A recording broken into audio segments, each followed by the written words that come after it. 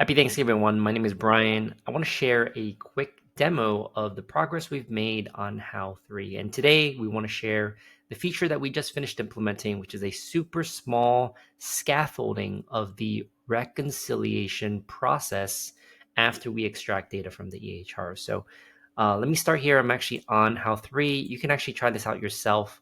This is all in our production system using Epic's Sandbox. So I'm going to onboard my patient right now. This right now is creating my user though. So I create my user. I'm going to say I'm caring for someone. And so this will be the person I am caring for.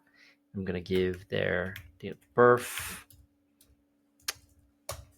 I can skip those. It's meant to be very minimal information that you enter to just minimize the burden on a caregiver. So that is it. We have our patient that we're caring for, some data here. And the process I want to demo here is pay attention to these demographic fields.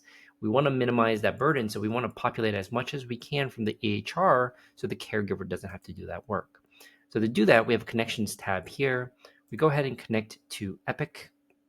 I already have that patient already queued up, which is FHIR Derek. We log in. This is all the Smart on FHIR process.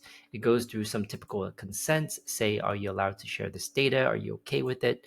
We go through that and say we allow access. And what it actually does is it will grab the data. It's already fetched it and loaded it into our FHIR database. And then what it'll do is it'll compare what we have in our onboarding process to what is loaded from Epic. So you can see here, it looks like I chose the wrong date of birth here, but this would typically be the same.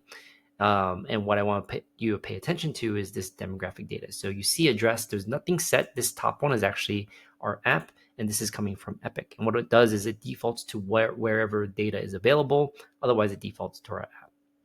So all this is available in the EHR, and all we do is we click this continue button, and it'll go through that process and merge everything together.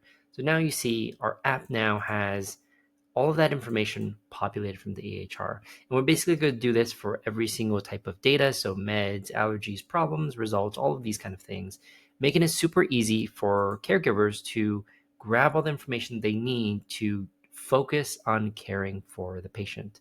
Thanks for watching. Let me know if you have any questions, feedback, or suggestions, and I'll see you in the next one.